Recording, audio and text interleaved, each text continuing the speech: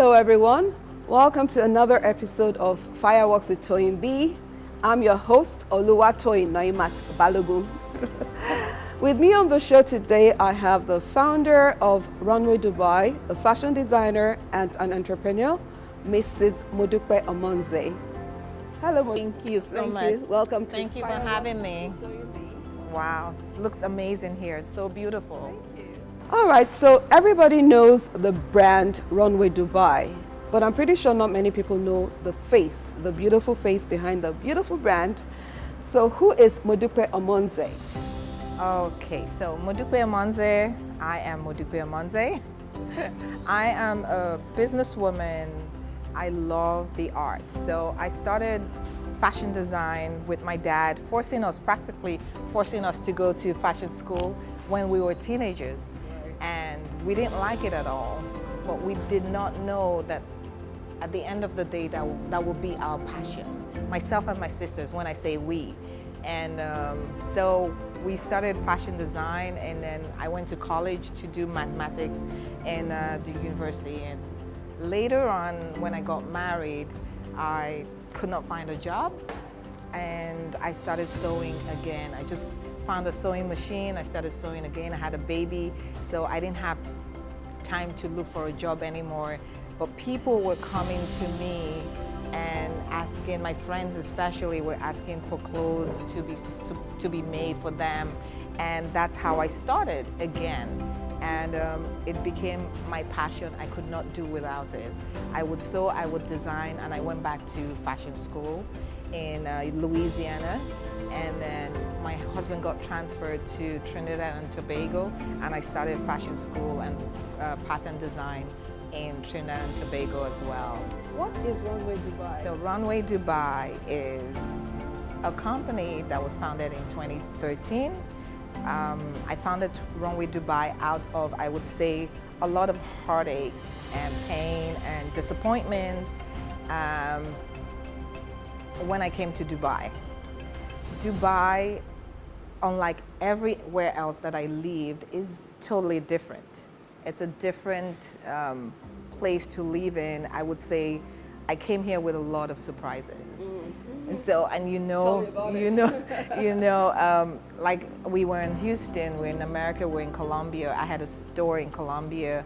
If you have money, you can do whatever you wanted.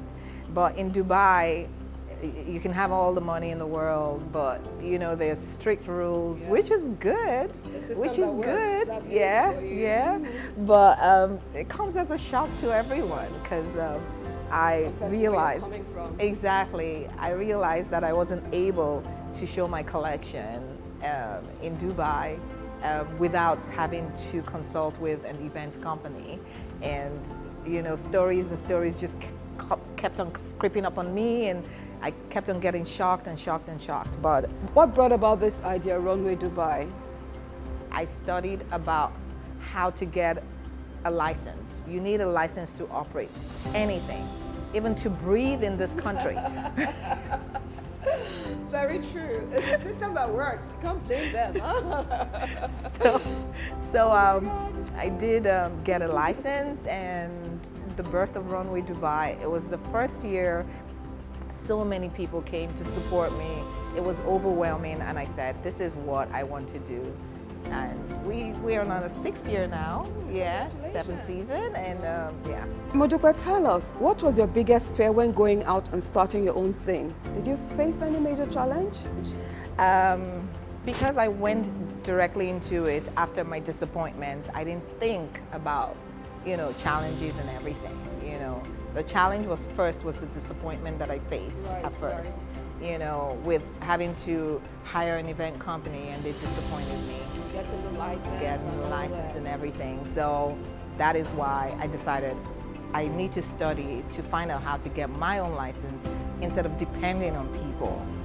So a few years down the line, after the first year, I realized funding was also going to be an issue. The first year was amazing because a lot of funds came from left, right, center, everywhere, yeah. And then the second year, I was knocking on doors. People would say, no, no, no. It was difficult. And I realized that here in Dubai, you also have to know, you also have to have that connection with people in the, in, how do I say, in industries that can actually support you. Right. For Support you financially. financially. Right. You know, the first year was so lucky because people supported me from out of the country, people that I already met before I came here, and you know, and then designers also paid to be part of the show. But yeah, so financially, trying to pay your staff, trying to, you know, those are a lot of expenses Right. that, you know, and in Dubai, having to have a show, I would say, with the production, no one is going to come to your show if you do not have the stage, the lighting. Right. It's unlike the Chanel shows where you have just carpet and then walk around the rooms. No one is going to come to your show if you had that kind of 7-star treatment.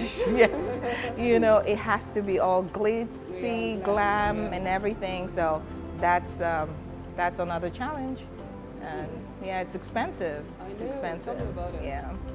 You had lived in so many countries before relocating to the UAE, Colombia, Trinidad and Tobago, and all that. So far, so good. Which one of the countries has been your best so far? Am I allowed to say? Yes. Okay, so good. Be real, huh? I'll be real. Okay. I would say Colombia. Right. Yeah. The reason is, I have a reason. I mean, I love Trinidad and Tobago for the food. The food is amazing. I love Dubai for fashion, you know. In Colombia, you have people that are not too, what's the word now? They're not too carried away with the things of the world, you know. More natural, more down to earth. Yes. Okay. So I had a lot of people, real people, that I connected it with in Colombia. Like which country? I'm not gonna say. I'm not saying anything. So Okay. yeah, that's why I miss Colombia, and I really love that country. A lot of celebrities have graced the catwalk on Runway Dubai. Would you like to tell us a bit about some of them? Whew, there are a lot. I mean, I can tell you about some of them, but I don't want to miss out some, and then, you know, people watch it and then they go, why didn't you mention this? But I'll just say this.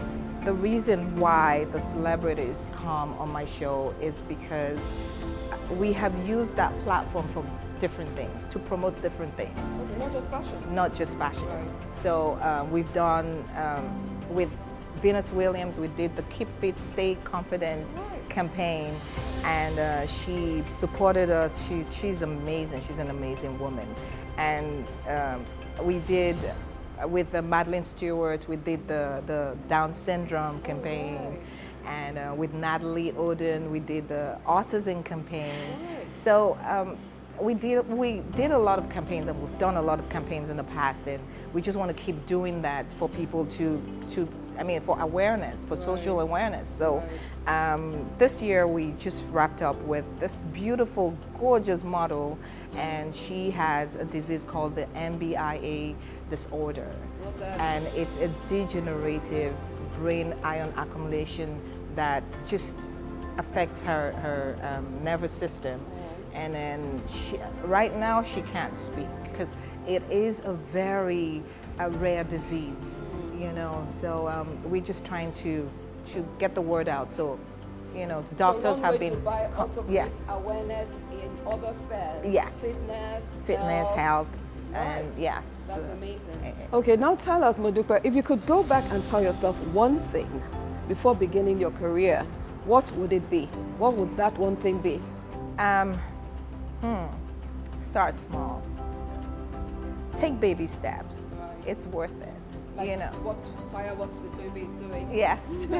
Take baby steps. Oh, nice. That's yes. a good one. Yeah. Because you don't start big and end up becoming small. Yeah. Small, you grow. From there, Yeah. right? Yeah. How is working in fashion different today than from when you started out in 2013? Fashion is something else these days. I like the fact that, you know, people are engaging more with the social part of it.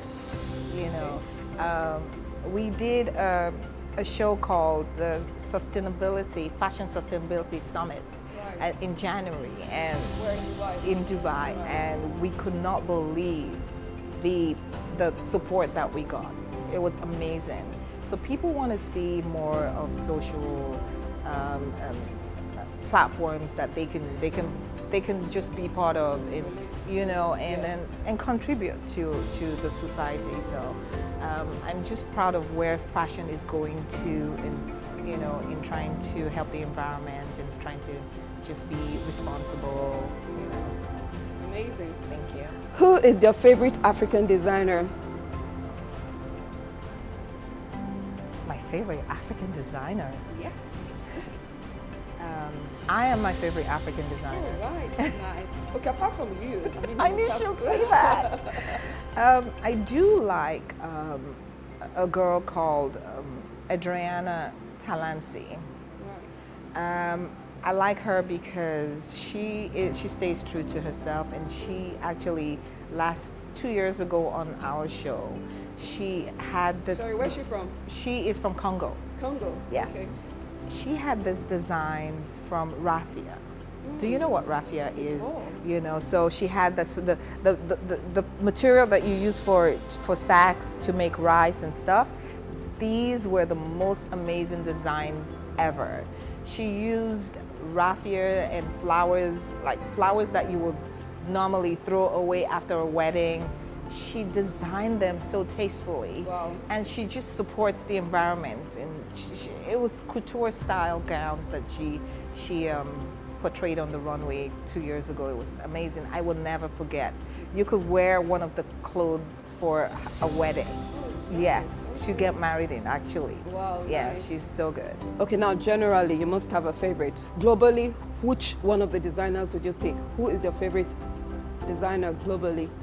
Generally, I would say Janina Assad.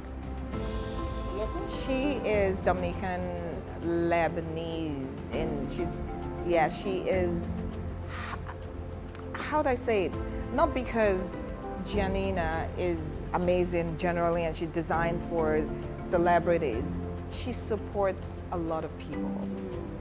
This year she supported the little girl with the NBIA disease, and she sent an amazing dress for her to wear on Runway Dubai. Wow. She supports a lot of causes. That's why I really like her. That's So amazing. I look to designers like that and look up to them, and I'm inspired by So designers. they are like your mentors. Yes. So what role do you think social media plays in fashion today?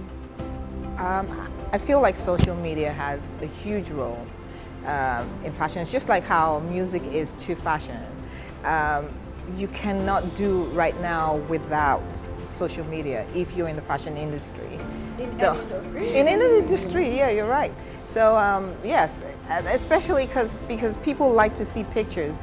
You started with albums at first, and then you went on to is it slum books, or what did we used to call them in those days? Back in the day. Yeah, Oh my God. and then now we have Facebook, and then we have Instagram. People love to see color. People love to see fashion.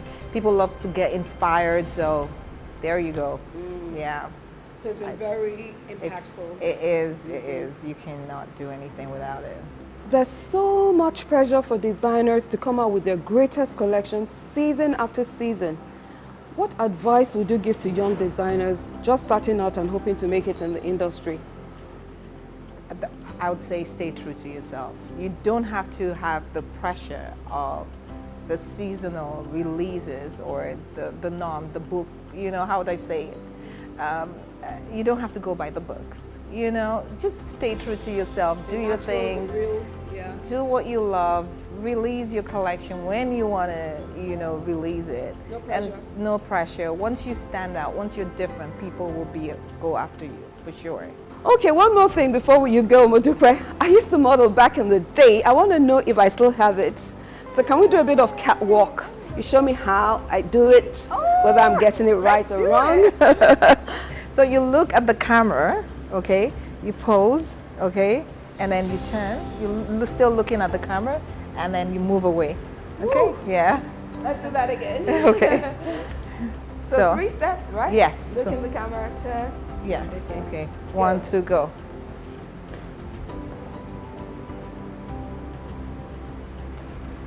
That's all. Okay. Thank you. Thank you. Thank you, darling. Thank you for having me. It was. Thank you. It was amazing. Thank you so much for coming onto the show, Modupe. It's been amazing having you on Fireworks with Toyeen B. I'm so happy to have her as my guest, my second guest. All right, so thank you guys for watching Fireworks with Toyeen B. Don't forget to subscribe to my YouTube channel, Fireworks with Toyeen B. Like, comment, share, subscribe, and follow us on all our social media platforms on LinkedIn, Facebook, Google+, YouTube, everywhere, Fireworks with Toyeen B. On Twitter, Fireworks with TB. Toyeen B is Toyeenb. Till I see you again, it's bye for now. Bye.